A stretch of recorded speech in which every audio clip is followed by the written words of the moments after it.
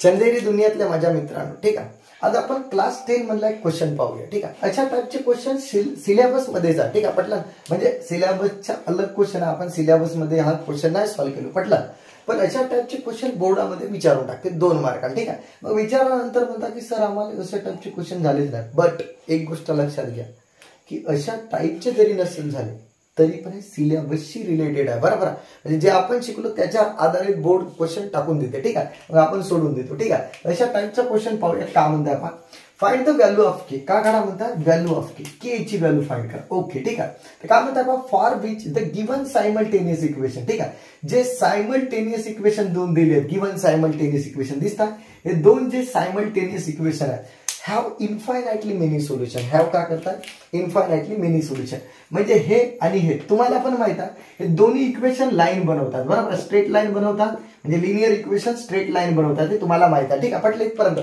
तर दोन्ही line infinitely many solution देतात. आता मला सांगा, हे तुम्हाला शिकल्या की जर एक लाईन हे असेल, मान के चलो, ठीक आहे. ओके, हे वाली लाईन असेल हे, आणि दुसरी जर लाईन असेल हे, म्हणजे याच्या स्फुरावर एक लाईन आहे, ठीक आहे. पटलं ना? कोणती? बिलकुल याच्या तंततंत याच्या स्फुरावर एक लाईन आहे, समजलं ना? ओके, पटलं ना? तर हे जे लाईन आहे, तर इन्फायनाइटली मेनी सोल्युशन द्यासाठी हे लाईन देणे म्हणजे इन्फायनाइटली मेनी सोल्युशन देत आहेत, म्हणजे एकावर एक राहते. हे गोष्ट तर तुम्हाला माहित आहे, ठीक आहे.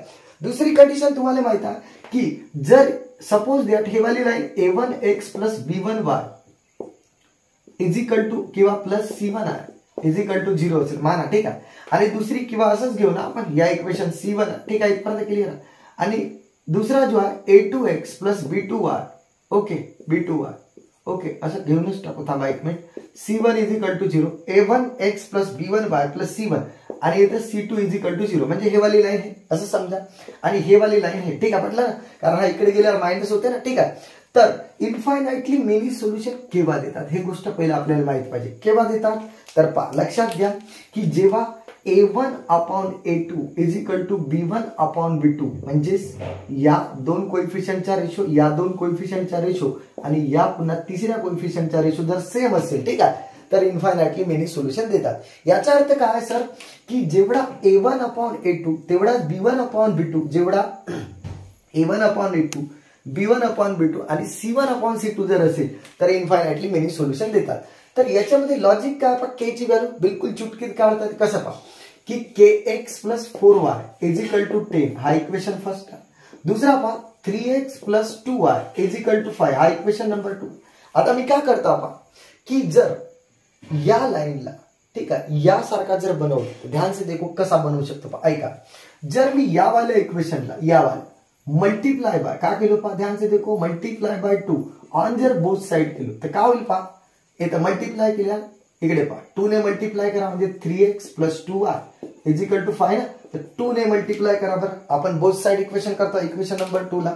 तर पहा इथं 2 ने मल्टीप्लाय करा, इथं पण 2 ने मल्टीप्लाय करा, आणि इथं पण 2 ने करा. काय होईल पहा 3 2 जा 6x प्लस 2 2 जा 4y. दुसऱ्या पेन लिहितो पहा काय होईल, इथं होईल 3 2 जा 6x 4y आणि 5 2 जा 10. अरे हो सर, हे लाईन बिलकुल यासारखा दिसणी सुरू झाली पहा.